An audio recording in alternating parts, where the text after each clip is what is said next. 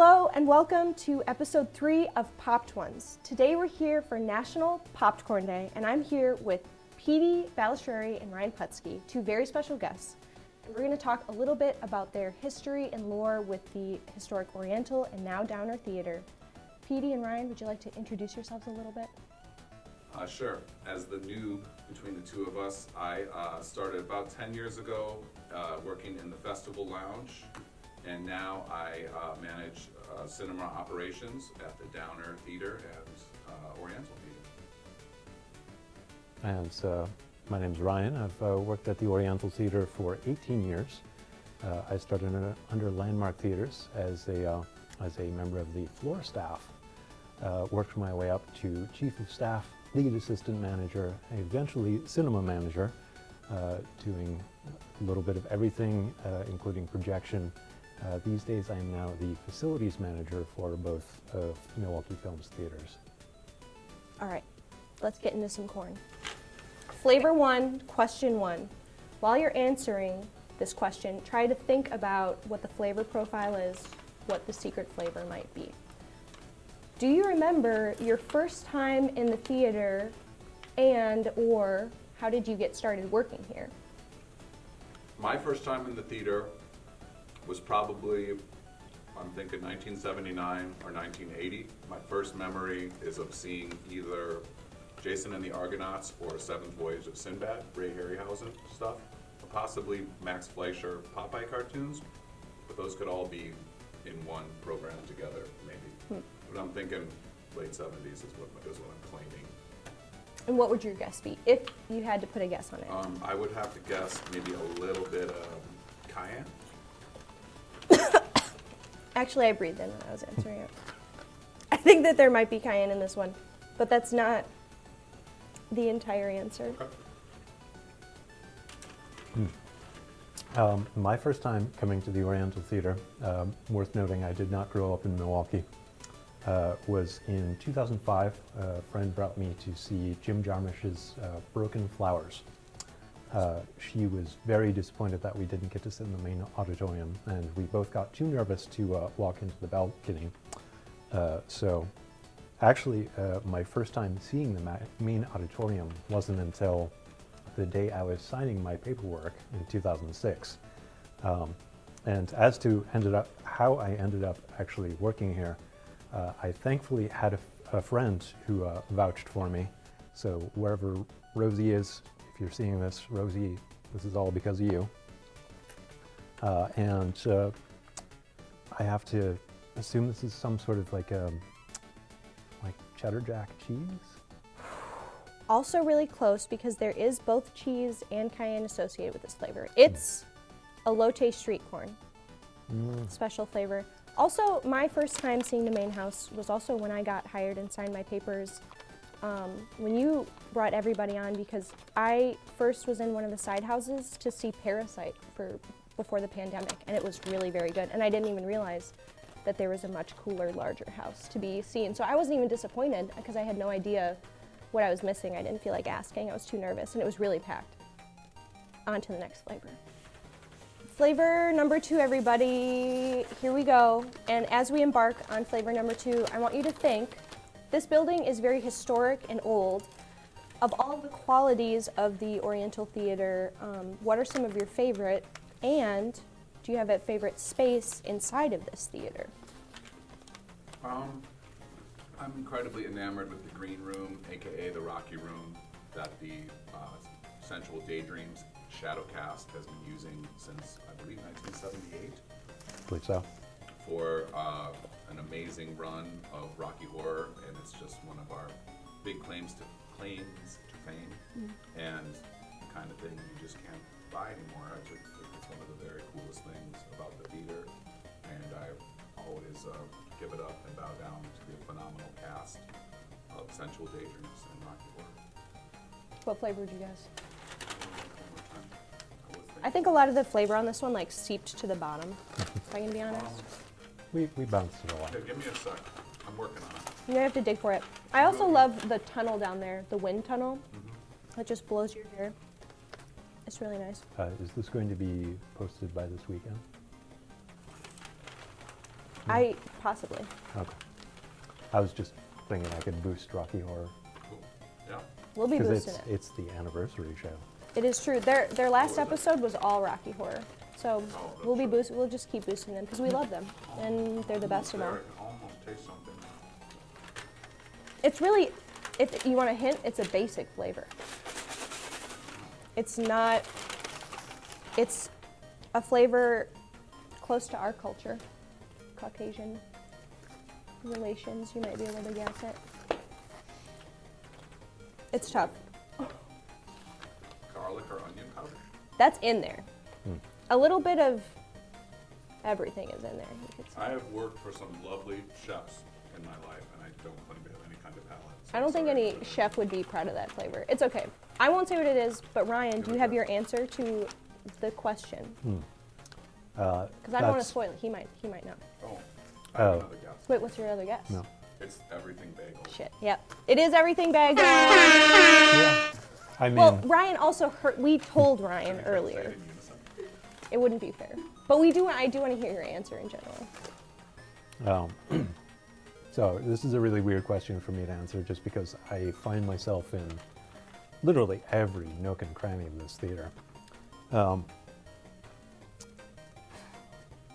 Quite honestly, there are so many secret little things, and every time a customer points at something like, how long has that been there? I'm like, always.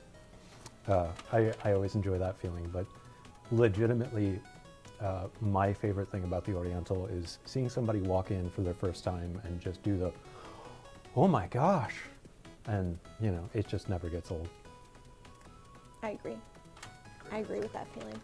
Okay. Everything bagel. Amen. Everything back. All right. Flavor number 3 has a level of danger, a factor of fear to it. Question number 3 does not. Of all of the screenings, special filmmaker guests, events, special organists that we've had in all the time that you've worked, what would your favorite be, would you say? When I first hearing this question, just immediately pops to mind for me was Crispin Glover doing "It Is Fine, Everything Is Fine," and not least of all because I got to meet Mr. Glover, and he's kind of shy and reserved, and for anybody who's familiar with his artwork, his poetry, his film direction, he's got a unique flavor. So I think it's kind of surprising just to be able to perceive him as this guy who's so amazingly gentle. Do you have a guess? I'm detecting hints of paprika and cumin, but yeah, I mean, that doesn't really narrow it down much. Allspice? I'll give you a region. Italy. Ah, okay. Yeah. If you have a second guess, we can hear it, or we can move on to Petey, whatever. Red pepper? What? I can't think of a spicy thing from Italy. I'm going to say it now so I can stop eating it. Arrabbiata. Sun-dried tomato Oh. and olive oil. Oh. I feel like sneezing So again. spicy, red I don't know. peppers. I don't know. I think there are red pepper flakes in it. Yeah, Yeah, I feel like I mean, sneezing again. If you would have. not a spicy meatball. What would your answer be then, Petey? So many, but I'll go with one of the most recent is Robert Longo presenting his Criterion edition Johnny Mnemonic in black and white, which I had seen with my movie club buddies, Alex and Andy on the West Coast, the color version earlier this year, and I saw it in the theater as a kid, and when we were pulling it up, we noticed there was a black and white version on Criterion, and I was like, what is going on? And I kind of dismissed it, and then watching it in the theater with Robert Longo in attendance, and having a show at the Milwaukee Art Museum was fantastic, and it completely changed the film. But the talk back at the end of it with John Ridley, Oscar-winning screenwriter, director, comic book writer, and his No Studios crew. If it's not out already, I think you can watch it. No Studios has a 3-person crew here, so there should be a very good version of it. Oh, it's on YouTube. There we go. Watch it on YouTube. The coolest stories, Keanu stories, the story of Robert Longo's career and of the making of that film, and John Ridley's moderation was fantastic and second to none, and one of the coolest things I've ever seen. And on a very personal note, when we had the premiere of Small Town Wisconsin Oh yeah. with Alexander Payne, the producer, in attendance, and we had Kristen Johnson and Mark Borchert, local actors, in attendance. There were about 1,000 people in the lobby. I was wearing a Monica Bellucci t-shirt, and Kristen Johnson was only going to be in the theater for a short while because we were in the middle of kind of the tail end of COVID. But she did walk through an absolutely packed lobby with a mask on and stopped and said to me, "Monica Bellucci, that's a great shirt." And I thought that was Wow, that's no joke. Also, nobody asked me, but my favorite event I worked was the Robert Pattinson Batman, because right around when that happened, somebody really very hot came into the theater when we were working. I was working with cinema associate Tyler Glore. Someone really beautiful came in the stand, and we were like, oh, what's going on right now? This person is not from around here, right? Too beautiful. Weird English accent also, which we weren't sure if it was real, and they were with a bunch of other hot people. And then, maybe we shouldn't have, but Tyler checked the ticket. It was Suki Waterhouse! She was here for some kind of music thing, and she was seeing her little boyfriend's Batman movie, and we just got her popcorn, and she was nice. I mean, she didn't do anything special. maybe she fell in love with him at the Oriental Theatre. The timing was Could've right. cemented it. Otherwise, it was going to be me, but he got there first. Okay. Question number 4 is our longest question and our most complex and complicated flavor profile. So while I'm asking, you can really get to thinking. We all know why it's wonderful to watch and experience films and events here in a historic theater. But how do you feel like we have to keep up with the preservation of a historic theater at the same time that you keep up with the demands of modern cinema needs to keep us afloat? Well, I think that we lean very heavily, first off, on our generous donors and members for financing all of this as a nonprofit and putting millions and millions of dollars into the restoration in the last few years. That's where it starts and ends. Beyond that, I would say the programming department, headed by Dr. Kara Ogburn, and the technical department, headed by Kevin Rice, keep us in the game. I think it's all about what's on the screen and how it looks, and we're all kind of players in that. But I think that our programming and the technical folks and the people who keep the building running, and the shiny happy people that we do at concessions in the box office, there's a personal touch, there's the wow factor that Ryan alluded to earlier. When someone walks into this building for the first time and then walks into the historic Abley Cinema main theater for the first time, you get a palpable, jaw-dropping sense of scale and space and time travel that you're not going to get going to your standard run-of-the-mill megaplex. Something smells too clean about those places. Oh yeah, wait. Do you have a guess? No, but it is so, for the depth. I straight up didn't put seasoning on this one for me, so There's just I'm like, not experiencing it the same way. it's not nutritional yeast, but it's in that kind of, is it brewer's yeast? Or a different kind of like, There's it's like a something mushroomy, very umami, savory, yeah. Savory, yeah. You're getting very close You with can guess all of first, those but I'm in that descriptions. zone. I'm like foraging. I feel Okay. like I'm in a forest. Everything you Or- said was correct about said flavor. It is umami. It is a little, it's what yeast tries to do for us vegetarians. You can go. He'll ponder. I'm just processing that because It might assist I you. know this, but anyway. Historic preservation of the Oriental Theatre. That's a loaded question in so many levels for me. So much of what I have to do is actually maintain things that are quite original to the theater. And to that end, there are certainly modern ways to go about that, but every here and again we do have to add some new technical layer, and often quite to the benefit in terms of efficiency, safety, all that sort of thing. So my number one goal is to always make sure that if you walk into this theater, you don't notice that anything has changed since 1927. And for the Downer Theater, 1915, or more realistically 1937, when they streamlined the Downer Theater. And to that end, my goal there is to really, at the Downer Theater, is to really emulate that streamlining Art Deco sort of style. Otherwise, talking generally about updating things to a modern experience, that does, like Petey said, really reference into working with the tech team, but even just some of the things we did during the pandemic, like replace the lighting board. And you know, I always point out to people that a lighting board was 12 feet long and 8 feet high, and just Frankenstein's laboratory. And now it's just two small boxes that are about 3 feet tall and 2 feet wide. So that's a huge one. Nobody's going to know that except for me, who's going on stage and looking at these dinky little boxes. And on top of that, things like converting any number of the 3,000 light bulbs at the Oriental Theatre from incandescent to LED, such that we're using 10% of the electricity that we used to.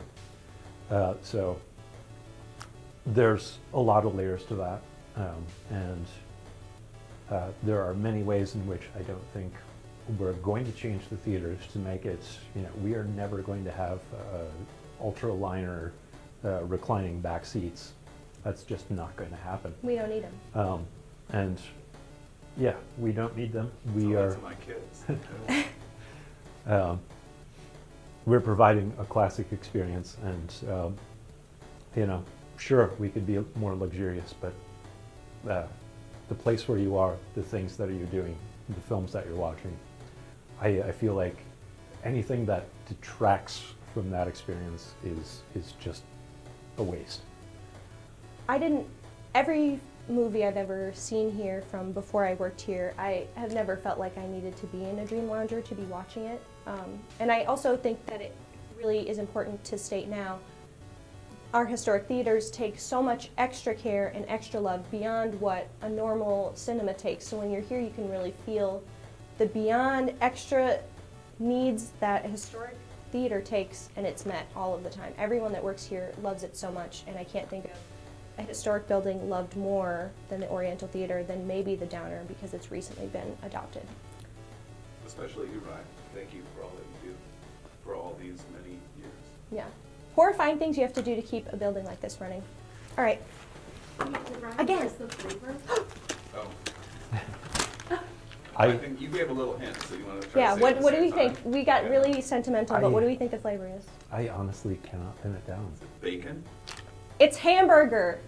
It's hamburger popcorn. Last time we had a flavor that was really close to hot dog, so I thought, let's get hamburger popcorn. And you were close, umami, Yeah. savory, We were there. I was dancing around it. bacony. Burgers. Let's go. You had, and mushroomy is so, anyways, flavor for guests. Okay, What was it? Give me the vegetarian. all right. Now we've entered the bonus round. What? Yay, okay. All right, I'm gonna ask you some trivia questions, and the first person that answers the question correctly will get a custom Popped Ones prize, and there's only a limited amount, and they're only for this episode, so you'll never see another one of these exist in the world again. All right, are you ready? And there's 2 questions, so actually everybody gets a prize, so is it that special? All right. December 14th, 1975, what band performed at the Oriental Theatre? It may be because I saw you be so excited about this, I'm going to guess Manfred Mann. No, because I wouldn't be that obvious. I'm gonna say, I want to say Roxy Music or Devo. We were so close because Devo is in the basement. I also thought that would be too obvious. Do you have a third guess before I just reveal it? It's not Devo, it's not any of those. It's one of the only ones that was listed on Not our famous? yeah. They're pretty famous, I think. Linda Ronstadt? I should have done that one. Hmm. Just call me. Was there Okay. concept in here? think so. All right, I'm gonna say who it is. Hit me. Nobody gets a keychain this time. Ah. The Kinks. Oh, no Oh. way. Yes, yes, yes. Right. I didn't And know also, that. I'm fun psyched. fact: Bob Dylan played at the Oriental Theatre. I knew that. That's fantastic. Wow. So go to the Downer and watch what Complete Unknown. Go ahead, go on over and think about here while you're there. Okay. I thought the Kinks were in '78, so. From what I've been told online, it was 76, No, I believe that. 75. That's fantastic. Okay. Second question. I feel like we have a chance to win. Okay. This one's really hard though. This is Robin, so know that it's extra hard because Robin cares about trivia and facts.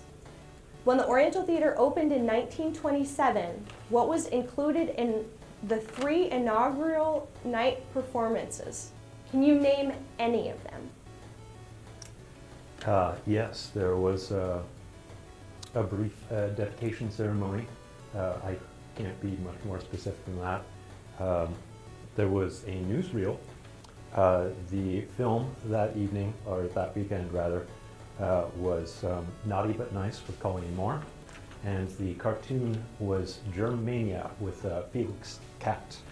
Wow, he named all of it. You named all of it. Okay, now I'm going to reveal what the prize is. And you actually both get one because Ryan did it, and we don't have any more questions, and you didn't get the first one. And it doesn't matter. It was the Kinks. It was the Kinks. Okay, ready? What? It's a Popcorn. keychain. It's a Popcorn's keychain. Popcorn's keychain. Pass I it love it. along. There you go. I'll treasure Me. it forever. Super cute. Popcorns. Well, nice. And I only made 4 because they were really hard to make, and I got frustrated. Thank you, everybody. We'll see you at the next episode. Have a happy National Popcorn Day, both, all of it. Thank you, Petey and Ryan. Thank you, Jolie. Thank Popping you. out. Thank you, Robin. Thank you, Ryan. Okay, I love popping out. popping out. All right, cut.